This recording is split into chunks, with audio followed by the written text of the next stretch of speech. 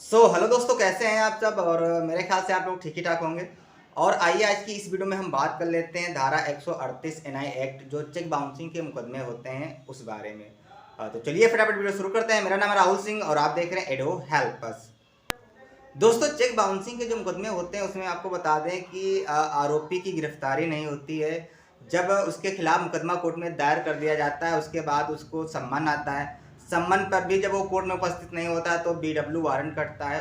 तब भी वो जब नहीं जाता है तो आखिरी में एनबीडब्ल्यू का वारंट जारी किया जाता है कोर्ट के द्वारा।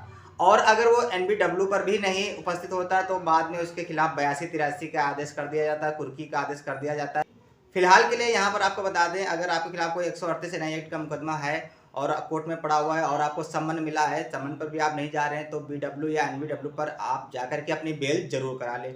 क्योंकि कहीं ना कहीं आपको जाकर के बेल तो करानी ही पड़ेगी। अगर आप बेल नहीं कराएंगे तो भी आपके खिलाफ आदेश पारित हो जाएगा। अगर आप ये सोच रहे हैं आप नहीं जाएंगे कोर्ट में, अपनी आप बेल नहीं कराएंगे, उपस्थित नहीं होंगे, तो आप बच जाएंगे, तो आप उससे बच नहीं सकते हैं। देखिए दोस्तों, यहाँ पर एक बात आपको बता दें कि किसी भी मुकदमे से अगर हम भागते रहेंगे तो उससे बचने का ये सही तरीका नहीं है।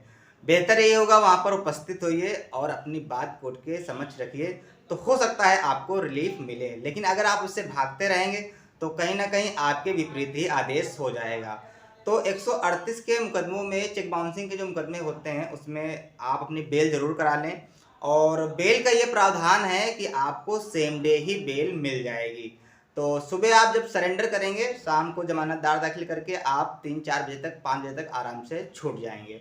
और उसके बाद आपको मुकदमा फाइट करना है कि आपने क्यों चेक दिया था, क्या रीज़न था, क्या नहीं था। कहने का मतलब ये है, जब आप किसी को चेक देते हैं और वह जब चेक बाउंस हो जाता है, चेक बाउंस होने के बाद तो अधिवक्ता के द्वारा वह व्यक्ति आपको लीगल नोटिस भेजेगा। अब यहाँ पर आप चाहें तो लीगल नोटिस का जवाब दे सकते हैं, और अगर आपका मूड नहीं है, अगर आपका मन नहीं है, तो आप लीगल नोटिस का जवाब ना दें। लेकिन बेहतर ये होगा कि अगर आपको लीगल नोटिस मिली है तो उस नोटिस का जवाब जरूर दें। क्योंकि जब आप आखिरी में अपना जवाब लगाएंगे, अपनी तरफ से एविडेंस दाखिल करेंगे कोर्ट में, तो ये नोटिस आपके बहुत काम आने वाली है। तो इस बात का आप ध्यान रखिएगा। और यहाँ पर अगर हम बात करें सजा की, तो धारा 138 एनआई एक्ट जो चेक बाउंसिंग के मुकदमे होते हैं उनमें अधिकतम सजा 1 साल की होती है। और यदि बात करें जो हमारा चेक पे अमाउंट होता है उस पर क्या आदेश होता है, तो यहाँ पर आपको बता दें दुगने का आदेश होता है। यानी कहने का मतलब यह है कि अगर आपने किसी को 5 लाख का चेक दिया है और बाद में वो ट्रायल खत्म हो जाता है, तो जो वो आदेश होगा वो 10 लाख का आदेश होगा और साथ में 1 साल की सजा भी आपको होगी। यहाँ पर दोस्तों एक बात आपको और बता दें, कुछ लोगों की कंफ्यूजन रहती है दिमाग में कि जब हमको लीगल नोटिस मिली है, क्या उसके बाद हम पैसा किस्तों में दे सकते हैं, या फिर कोर्ट में मुकदमा चल रहा है उस समय क्या हम पैसा किस्तों में जमा कर सकते हैं। तो यहाँ पर आपको बता दें कि बिल्कुल आप पैसा किस्तों में जमा कर सकते हैं। अगर कोर्ट में मुकदमा चल रहा है तो कोर्ट में आप अपनी बात रख सकते हैं और कह सकते हैं कि आप पैसा किस्तों में देना चाहते हैं, तो आप पैसा किस्तों में दे सकते हैं। आप आराम से पैसा भी दे देंगे और आपको दिक्कत भी नहीं होगी। लेकिन अगर आप पैसा नहीं देते हैं तो जितने का चेक है उसका दुगनी राशि का जो है ये ऑर्डर होगा, और साथ में 1 साल की सजा का भी प्रावधान है इसमें। फिलहाल के लिए दोस्तों यहाँ पर आपको बता दें कि जो चेक बाउंसिंग के मुकदमे होते हैं उसमें गिरफ्तारी नहीं होती, तो आप गिरफ्तारी से बच सकते हैं।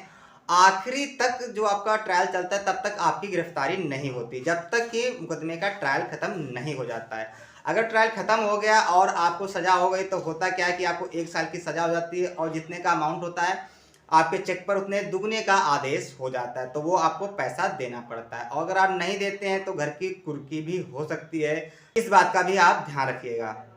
और दोस्तों उन लोगों को इस बात का विशेष तौर से ध्यान रखना चाहिए जो लोग चेक लेते हैं और चेक जा करके अपने बैंक में लगाते हैं, चेक बाउंस हो जाता है, उसके बाद वो फ़ोन करते हैं कि आपके द्वारा चेक दिया गया वो बाउंस हो गया, तो कहते हैं कि आप 10 दिन रुक जाइए, 15 दिन रुक जाइए, उसके बाद चेक लगाइएगा दोबारा से और चेक आपका क्लियर हो जाएगा। तो इस बात का आप ध्यान रखिएगा कि जब भी आप किसी से चेक लेते हैं तो जो समय सीमा होती है उसके अंदर ही आप अपने बैंक में चेक लगा दें। और यदि चेक बाउंस हो जाता है तो अपने अधिवक्ता के माध्यम से लीगल नोटिस जरूर भिजवा दें और साथ ही में मुकदमा भी फाइल कर दें। क्योंकि लोग करते हैं क्या है कि आपसे कहेंगे कि आप कोर्ट में मुकदमा ना दायर करिए, हम आपको पैसा दे देंगे, समय दीजिए। उसके बाद क्या होता है कि समय सीमा समाप्त हो जाती है तो उसके बाद वो आपको फिर टहलाने लगते हैं, फिर आपका कॉल भी नहीं उठाते हैं और फिर आप अपने पैसे के लिए ही परेशान रहते हैं।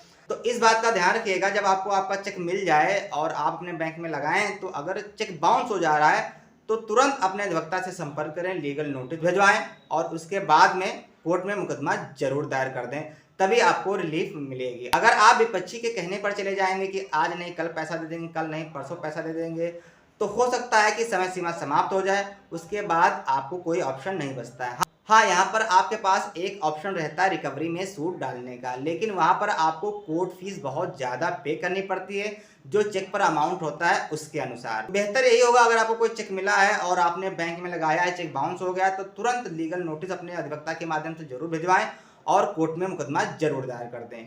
और 138 एनआई एक्ट चेक बाउंसिंग को लेकर के अगर आपके दिमाग में कोई सवाल है, तो आप हमें नीचे कमेंट बॉक्स में बता सकते हैं और मिलते हैं नेक्स्ट वीडियो में। तब तक के लिए जय हिंद, जय भारत।